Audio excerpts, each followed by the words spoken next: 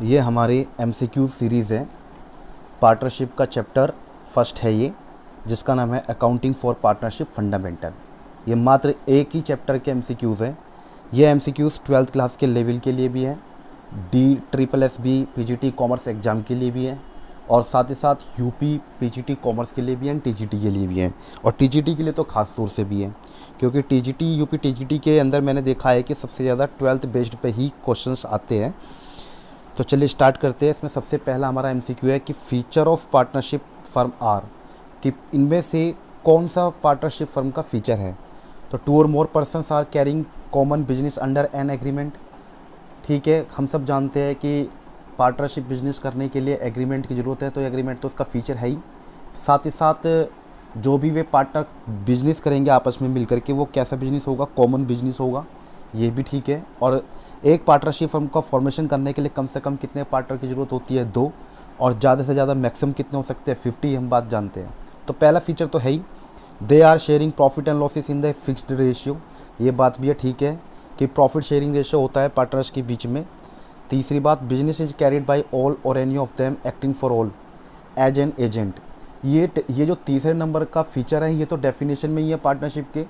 हम सब जानते हैं कि भारत के अंदर बिजनेस अगर कर रहे हैं हम एज ए पार्टनरशिप फर्म के अंदर कोई बिजनेस कर रहे हैं हम, तो पार्टनरशिप फर्म के ऊपर ऑटोमेटिकली पार्टनरशिप एक्ट 1932 एप्लीकेबल हो जाएगा।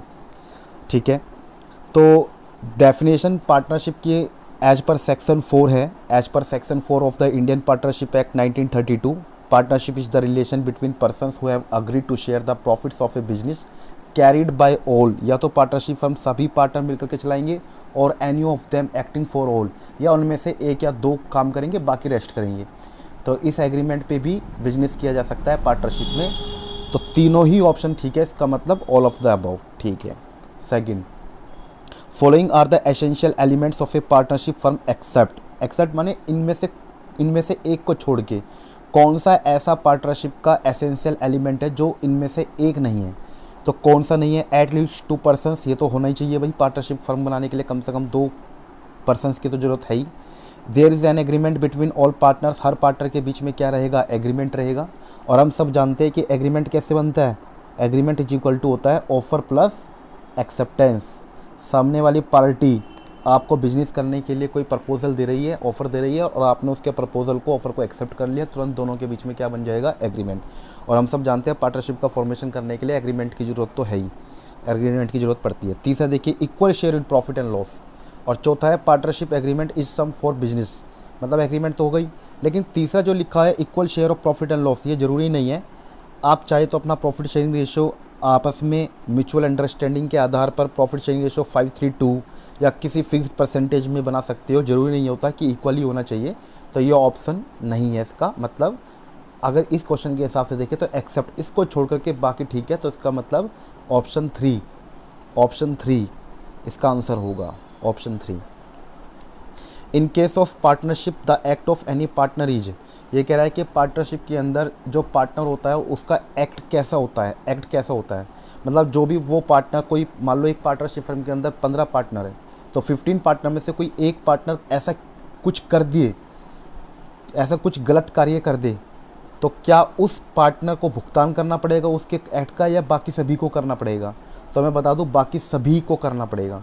सपोज कीजिए कि एक पार्टनर ने पार्टनरशिप फर्म के नाम पर बैंक से लोन ले लिया, किसी थर्ड पार्टी से लायबिलिटी अराइज कर ली, लोन ले लिया, और लोन की पेमेंट अगर टाइम पर वो पर्टिकुलर पार्टनर नहीं कर पा रहा है, तो पूरी पार्टनरशिप फर्म के अंदर जितने भी पार्टनर है वे सब मिल करके करेंगे। तो यानी इसका मतलब ये हुआ कि कोई भी पार्टनर होगा, उसका जो एक्ट है वो बाकी सभी पार्टनर को आपस में बांध देगा, बाइंड कर देगा। तो कह रहा है binding on all partners, binding on that particular partner only, कह रहा है कि सिर्फ उसी पार्टनर को बाइंड करेगा उसके द्वारा किया गया एक्ट, या सभी पार्टनर को बाइंड कर देगा, या binding on all partner except that particular partner. कह रहा है कि जिस पार्टनर ने ये एक्ट किया उस पार्टनर को छोड़ करके बाकी सभी पार्टनर की लायबिलिटी अराइज हो जाएगी। ऐसा कुछ नहीं है, सभी पार्टनर बाइंड हो जाएंगे एक पार्टनर के एक्ट से।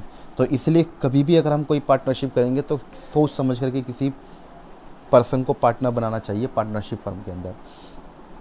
Fourth, which of the following statement is true, इनमें से कौन सा स्टेटमेंट ट्रू है।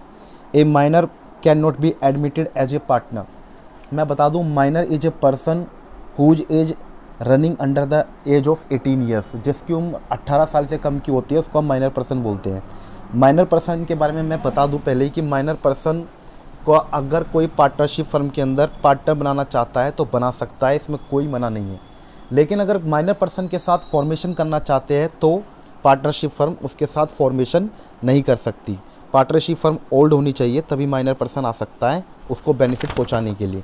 मैं एक एग्जांपल से समझाता हूँ, देखो ज़रा यहाँ से समझिए माइनर पर्सन के बारे में। मान लो कि दो पर्सन है, एक का नाम है ए, एक का नाम है बी, ठीक है। ये ए और बी दो पर्सन है। इसकी एज है 21 ईयर्स और इसकी एज है 16 ईयर्स, और दोनों ने मिलकर के डिसाइड किया कि हम आपस में एक बिजनेस करेंगे एज ए पार्टनर। हम पार्टनरशिप फर्म को क्रिएट करेंगे, पार्टनरशिप का फॉर्मेशन करेंगे। दोनों ने मिलकर के एग्रीमेंट करने के लिए सोचा है।